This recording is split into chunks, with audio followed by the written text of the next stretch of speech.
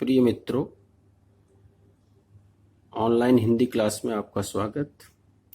आज हम हमारी जो पुस्तक है कक्षा 12 हिंदी अनिवार्य, इसमें रहीम के दोहे जो अध्याय 3 है उसके बारे में पढ़ेंगे। ये जो हमारी पुस्तक है सृजन, इसमें रहीम दास जी का जो काव्य है नीति पर आधारित, इनकी सज्जनता, परोपकार, पर दुख कारक जो है, इस आधार पर इन्होंने नीति के, भक्ति के, प्रेम के, श्रृंगार के बहुत सारे दोहे लिखे हैं।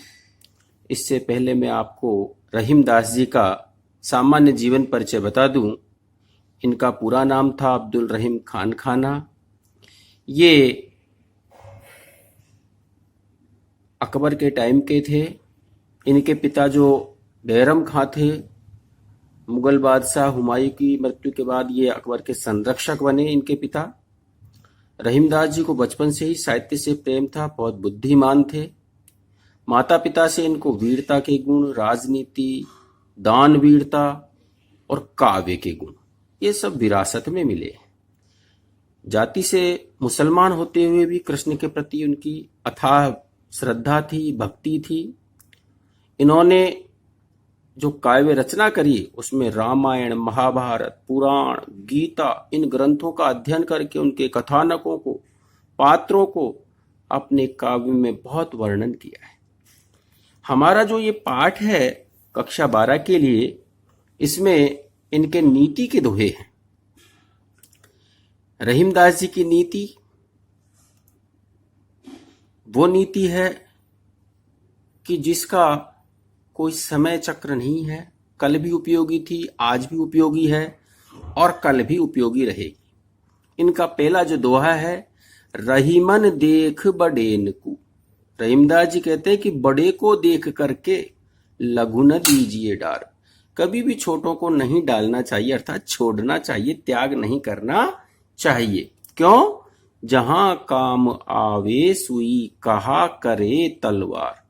कि जहां मान लो सुई का काम है, कहीं टाका लगाना है और आपके पास तो बड़ा हथियार तलवार है, तो क्या वो सुई का काम कर सकती है तलवार? नहीं।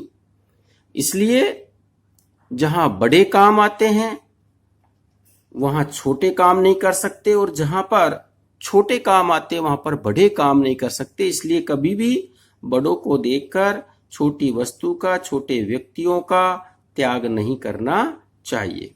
इसमें अलंकार में आप देखोगे कहा, करे, कह की आवृत्ति हुई है, इसलिए अनुप्रास अलंकार है। मैंने आपको इससे पहले भी बताया था कि व्याख्या जब करते हैं तो हमें विशेष में भाषा, छंद, अलंकार, इनके बारे में टिप्पणी लिखनी है। तो इसमें हमारे यहाँ इस दोहे में कह की आवृत्ति हुई है, इसलिए इसमें अनुप्रास अलंकार है।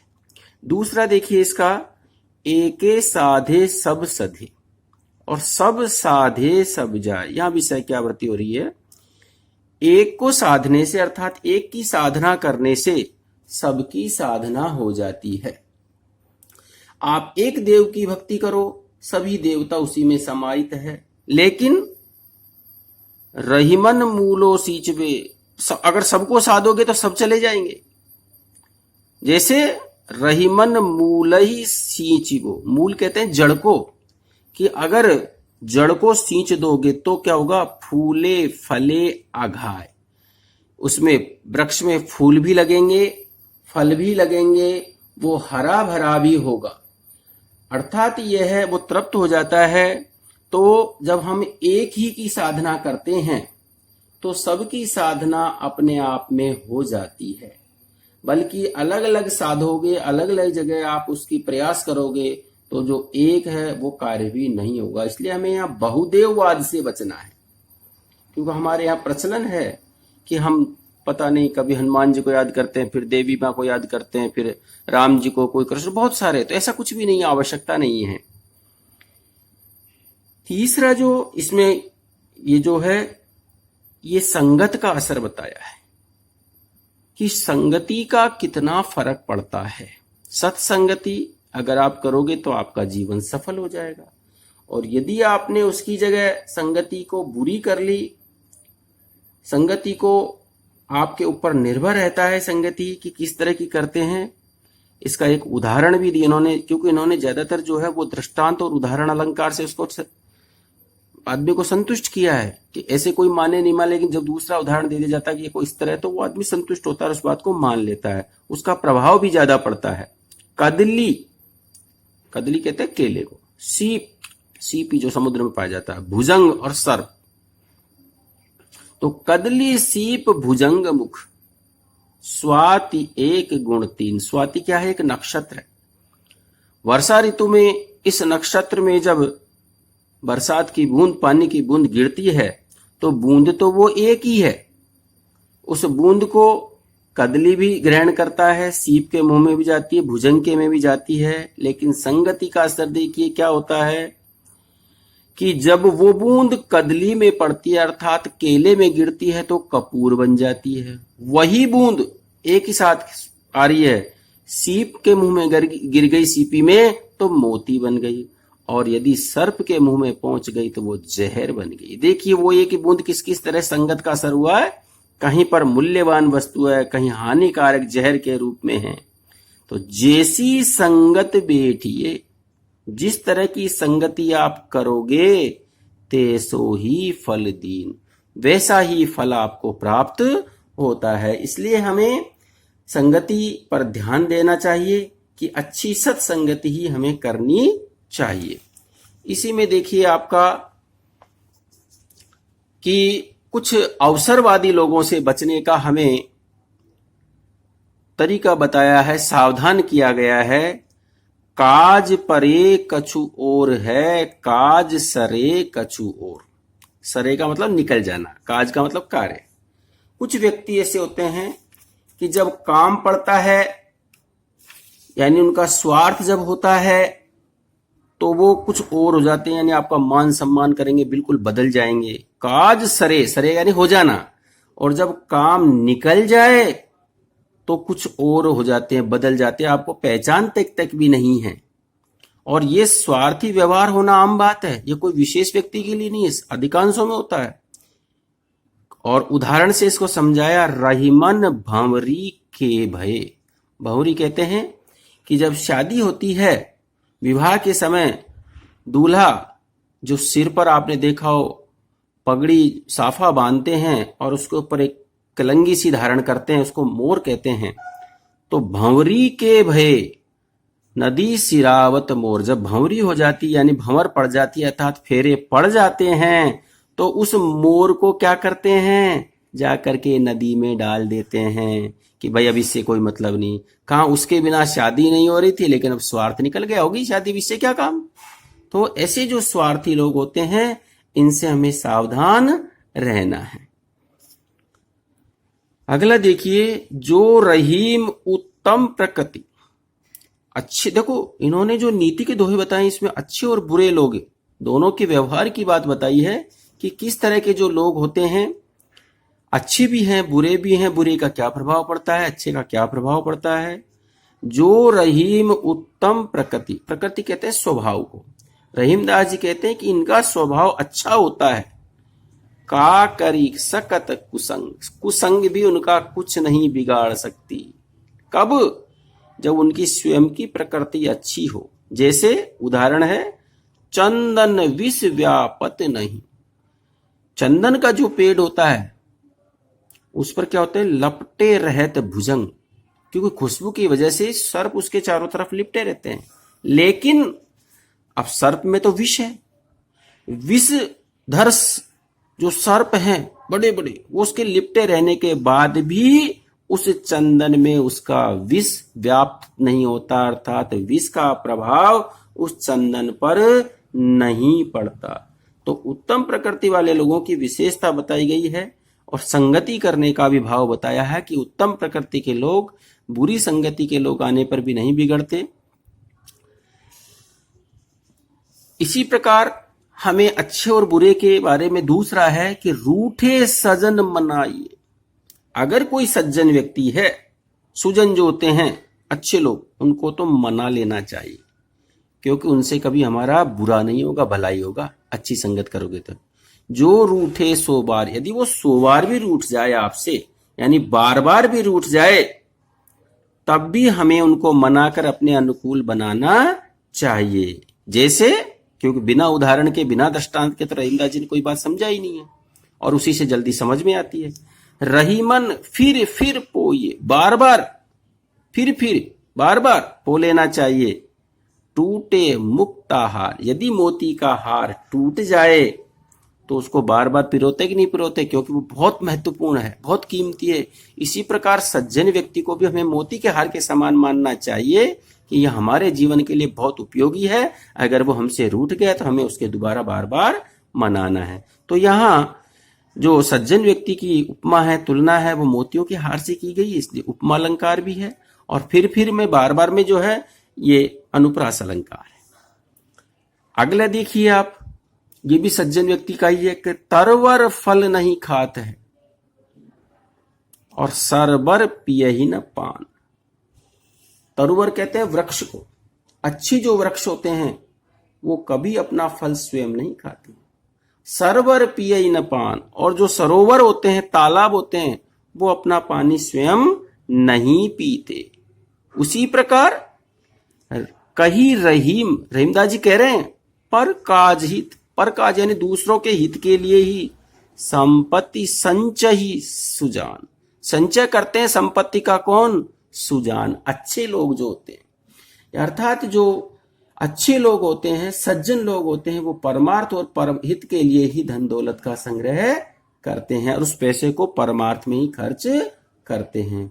यहां पर भी आप देखोगे सह की आवृत्ति हुई है, यहाँ पै की आवृत्ति हुई है, इसलिए यहां पर अनुप्रास। आप अधिकांश देख लेना, आपको अनुप्रास अलंकार तो मिल ही जाते हैं।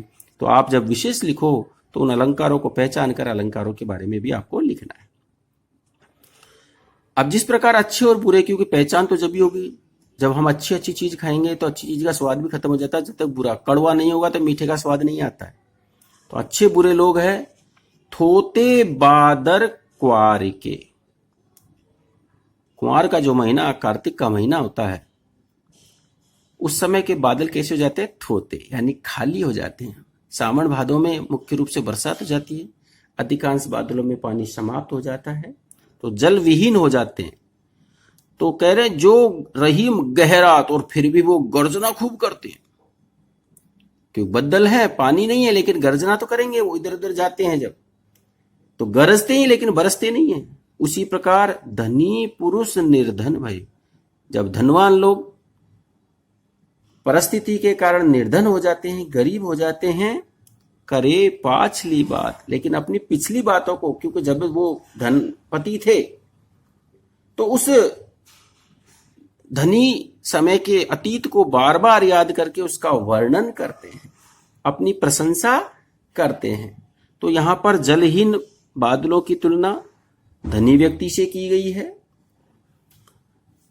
और हमें इसमें यह है कि जबकि यह अच्छी बात नहीं है कि जब तुम थे, पिछली बात को करने का कोई फायदा नहीं है।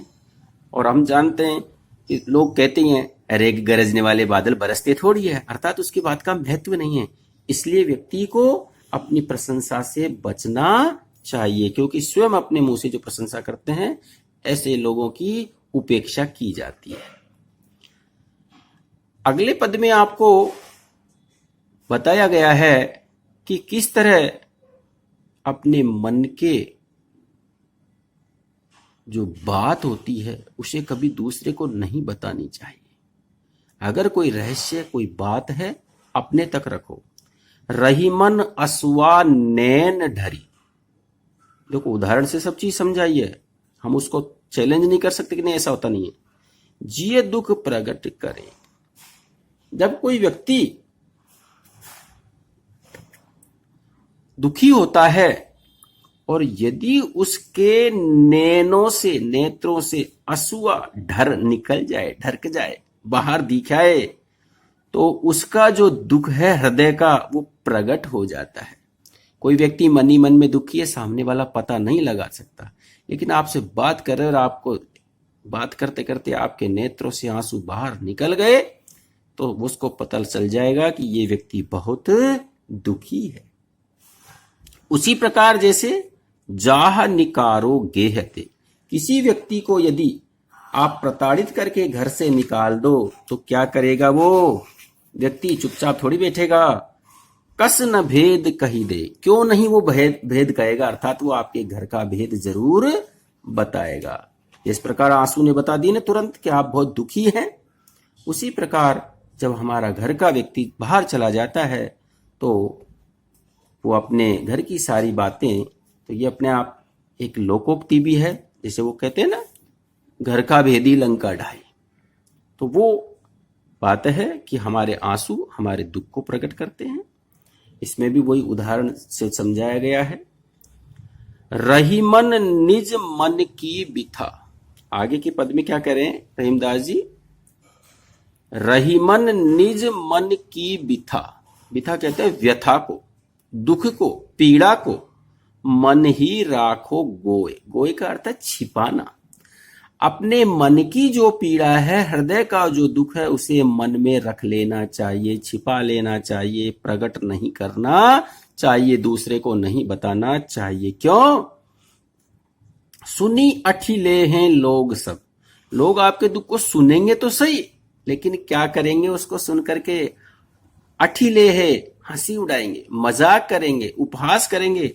बांट इन ले है, कोई बांटेगा नहीं, बल्कि आपसे मजाक और करेगा, देखो तुमने उसके साथ ऐसा किया, ये तुमने कर दिया, मतलब तुम्हारी उपासना जो है उपहास बनाया जाएगा। इसलिए अच्छी बात यह कि आपके मन का जो दुख है, जब तक आपका सच्चा हितैषी नहीं है, आप अपने मन में ही छिपा करके रख लो। हर किसी सामान्य व्यक्ति के सामने उसे प्रकट नहीं करना चाहिए।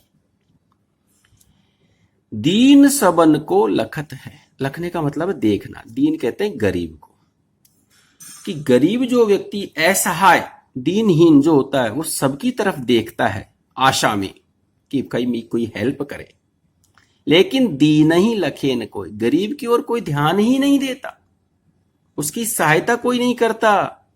और यदि कह रहे हैं कि जो रहीम दीन ही लखे, यदि कोई ऐसा व्यक्ति महान है जो उस दीन व्यक्ति की तरफ, गरीब व्यक्ति असहाय व्यक्ति की तरफ देख ले, दीन बंधु सम हो, तो वो दीन बंधु के समान, दीन बंधु कहते हैं भगवान को, ईश्वर के समान माना जाता है।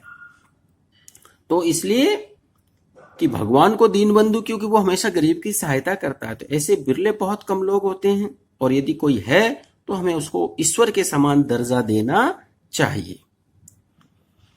यहां भी अलंकार का प्रयोग हुआ है, वही उपमा अलंकार, यमक जो है, यमक जो हमारे बहुत सारे उदाहरण होते हैं इनमें, तो अनुप्रास्त आपको सबको लिखना है कि दीन बंधु दीन सबन को लखत है, दीन ही लखे न को, जो रहीम दीन ही लखे, दीन बंधु सम होए। तो इसमें जो दो बार आया है दीन बंधु, ये दीन बंधु में दीन ही लखे न कोई, तो हमें अलंकारों का ध्यान रखना है। दोनों रहीमन एक से, जो लो बोलत ना। देखो व्यक्ति जब तक कुछ बोलता नहीं, कोई कार्य दर्शाता नहीं, तब तक ये पता नहीं लगता कि वो अच्छा है या बुरा है, क्योंकि देखने में सब एक जैसे लग रहे हैं। कि दोनों रहीमन, रहीमदास जी कहते हैं कि दोनों एक से एक जैसे लग रहे हैं, अंतर कुछ नहीं है, कोई भेदभाव पता नहीं चल रहा। कब तक? जो लो बोलत ना, जब तक नहीं बोलते हैं तब तक तो पता ही नहीं चलता है। जान परत है, पता चलता है बोलने पर। कब? काक पिक, काक कहते हैं कौवे को और पिक कहते हैं कोयल को। ऋतु बसंत के माए, बसंत ऋतु जब आती है, जब बोलते हैं तो कौवा कांव कांव करता है, जिसकी वाणी हमें कर्कश लगती है, और कोयल मधुर कूक करती है, तब उनका भेद खुलता है, पता चलता है। तो बाहरी रंग रूप समान होने से हमारे साथ धोखा हो सकता है, इसलिए हमें इसमें सावधान रहने की आवश्यकता है। बड़े बड़ाई ना करे, बड़ो न बोले बोल। जो बड़े व्यक्ति होते हैं, वास्तव में महान पुरुष होते हैं, वो स्वयं अपने मुंह से कभी बड़ाई नहीं करते। बड़े बड़ाई प्रशंसा ना करे, और बड़ो न बोल, कभी बड़े बड़े बोल भी नहीं बोलते कि मैं ऐसा कर दूंगा और मैंने ऐसा कर दिया, नहीं, वो ऐसा कहते ही नहीं है। जैसे रहीमन हीरा कब कहे। अरे जो हीरा होता है ना, जिसकी परख जोहरी करता है, तो वो हीरा कभी अपने मुंह से नहीं कहता 1,00,000 मेरो मोल, कि मेरा मोल 1,00,000 है। अर्थात गुणी व्यक्ति की पहचान तो दूसरे ही कर दे, उसको स्वयं को कहने की आवश्यकता ही नहीं है। बड़े लोगों और सज्जन का जो स्वभाव है वो इसमें बताया गया है। अनुप्रास अलंकार तो आप जान रहे हैं, उसमें बहुत आ रहा है, बै बै की आवर्ती हुई है। बिगड़ी बात बने नहीं, इसमें भी देखो बै की आवर्ती हो गई है, तो यहां भी अनुप्रास हो गया अपने आप। बिगड़ी बात बने नहीं, अगर बात बिगड़ गई तो दोबारा नहीं बनती। लाख करो किन होए, चाहे कोई 1,00,000 बार ही कोशिश कर ले, कितनी ही कोशिश करे, बिगड़ी बात दोबारा नहीं बनती। रहीमन फाटे दूध को, रहीमदास जी कह रहे हैं कि फाटे दूध को, दूध यदि फट जाए, मथे न माखन हो, उसको आप कितना ही मथ लो, फिर उससे आप मक्खन नहीं निकाल सकते। अर्थात वो पुरानी जो बात है वो नहीं हो सकती। इसलिए हमें अपने वाणी और व्यवहार से हमेशा सावधानी रखनी चाहिए। इस तरह का कोई काम नहीं हो कि हमारी बनी बनाई बात बिगड़ जाए। समय परिस्थिति के अनुसार आदमी का किस तरह व्यवहार बदलता है, ये हमें अगले दोहे में बताया गया है। क्या कह रहे हैं कि विपत्ति भये धन ना रहे। विपत्ति के समय, जब विपत्ति काल आता है, तो चाहे धन नहीं रहे, वो रहे जो लाख, जो पहले तो चाहे आपके पास लाखों करोड़ों थे, लेकिन जब वो लाखों करोड़ों विपत्ति आती है तो वो सारी संपत्ति चली जाती है, वो नहीं रहती। तब भी वो क्या कहते हैं कि नभ तारे छिप जाते हैं। जिस तरह नभ के अंदर जो तारे होते हैं ना, कब छिप जाते हैं, जो रहीम भय भोर, जब भोर का समय यानी प्रातः काल का समय आता है तो तारे अपने आप छिप जाते हैं। उसी प्रकार जब विपत्ति काल आता है तो चाहे कितनी भी पूंजी हो वो सब समाप्त हो जाती है। क्योंकि जो ये नियम है कि जीवन में सुख और दुख, संपत्ति और विपत्ति, ये जो दशाएं हैं वो एक दूसरे के विपरीत आती है। जब विपत्ति आती है तो दुख आता है और संपत्ति के साथ ही सुख आता है। लेकिन विनाश काल जो होता है विपत्ति में होता है तो धन अपने आप चला जाता है, धन नष्ट हो जाता है। मांगत घटत, मांगना बहुत बुरी बात है। मांगन मरण समान है, मत कोई मांगो भीख। तो वही चीज है कि मांगे घटत रहीम पद। मांगने से रहीम जी कहते हैं कि आपका जो पद है यानी मान सम्मान है वो क्या होता है, घट जाता है, समाप्त हो जाता है। और कितो करे बड़ी काम, चाहे कितना ही बड़ा काम आपने किया हो, जो ही आप याचक बने, आपका जो बड़प्पन है, जो सम्मान है, वो सब समाप्त हो जाता है। जैसे उदाहरण दिया यहां भी, 3 पेग वसुधा करो। 3 पैर में, वसुधा कहते हैं धरती को, पूरी पृथ्वी को नाप लिया। किसने, भगवान हरि ने।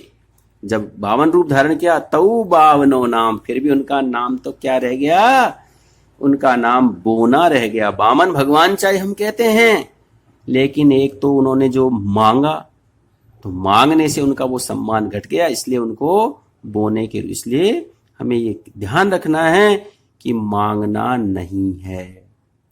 याचक बनने से हमेशा प्रतिष्ठा की हानि होती है। इसमें हमारी पौराणिक कथा है, जो 52 अवतार का रूप धारण किया है जो है राजा बलि के समय में।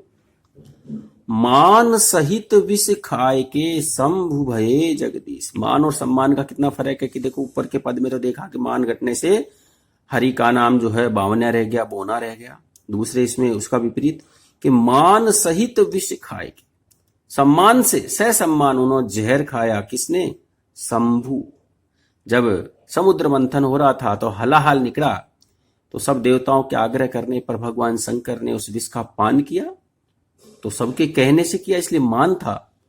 शंभु भये जगदीश, और उसका क्या प्रभाव हुआ कि वो जो शंकर थे, शंभु थे, आज जगत के ईश बन गए।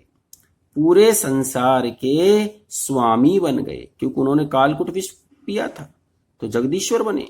लेकिन बिना मान अमृत पिए राहु कटायो शीस, जब देवताओं को अमृत पान पिलाया जा रहा था उस समय राहु छद्म वेश में आकर के उसने अमृत तो पी लिया, लेकिन पहचानते ही क्या हुआ, उनका शीस काट दिया। तो बिना मान के था ना, तो बिना मान चाहे अमृत पिया फिर भी सिर कटाना पड़ा। और जो है शंभु शिवजी ने मान सहित कालकूट विष को पिया, फिर भी वो जगदीश बने, जगत के ईश बने। इसलिए मान सम्मान का हमें हमेशा ध्यान रखना चाहिए। इसमें भी हमारे जो है पौराणिक कथा है समुद्र मंथन की। अगला पद है कि हमें किस तरह सोच विचार करके कोई बात कहनी चाहिए। रहीमन जिव्या बावरी, रहीमदास जी कह रहे हैं कि ये हमारी जो जिव्या है, वाणी का बड़ा महत्व है। वो पागलपन में क्या कह जाती है, कह गई सरग पताल, स्वर्ग की पाताल की बात कर गई, यानी उल्टा सीधा सब कह गई। जो नहीं कहना था वो भी कह गई। ऐसी ये जीव पगली थी, बड़ी बड़ी बात कर गई आकाश पाताल की। और क्या किया, आपो तो भीतर रही, खुद तो कहकर फटाफट से अंदर चल गई। और उसका परिणाम किसको पड़ना पड़ा, जूती खात कपाल, कपाल कहते हैं सिर को जूते खाने पड़े।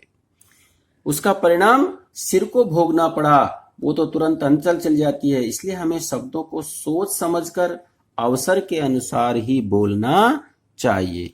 जीव की नासमझी का परिणाम था जो सिर को भोगना पड़ा। यहां पर देखिए अलंकार की जिह्वा को एक मनुष्य के रूप में अलग रूप में और खोपड़ी को अलग रूप में बताया कि भाई जिह्वा का मतलब है मनुष्य के सोच समझ करके वाणी बोलनी चाहिए, इसलिए मानवीकरण। अमृत ऐसे वचन में रही मन रिस की गांस। कई बार क्या होता आपने देखा होगा, बहुत सारे लोग होते हैं कि ऊपर से मीठा मीठा बोलते हैं, अंदर ही अंदर जहर घोलते हैं। लेकिन क्या कहा है कि अमृत ऐसे वचन में, वचन से अमृत बरसा रहे हैं। रहीमन रिस की, और अंदर क्या है, रिस, रिस कहते हैं ईर्ष्या द्वेष जलन, विभिन्न प्रकार के जो क्रोध से उपजने वाले भाव हैं। तो मन में तो आप उसके प्रति अच्छा भाव नहीं है, ऊपर से मीठी वाणी बोल रहे हैं, तो उसका क्या प्रभाव पड़ता है, जैसे मिश्री में मिले। मिश्री मीठी होती है और मिश्री में क्या मिला दो आप, निरस, बिना रस की, उसमें कोई रस नहीं, बांस की फांस। बांस जो होता है ना, उसकी बारीक फांस उसमें मिल जाए तो उसमें कोई स्वाद तो नहीं आएगा। मिश्री के साथ वो अंदर भी चली जाएगी, लेकिन वो फांस हमारे गले में अटक जाती है। इसलिए हमें ऐसे मीठे बोलने वालों से भी सावधान रहना है कि कहीं ज्यादा मीठा बोल करके हमारे साथ कोई वो धोखा तो नहीं कर रहा है।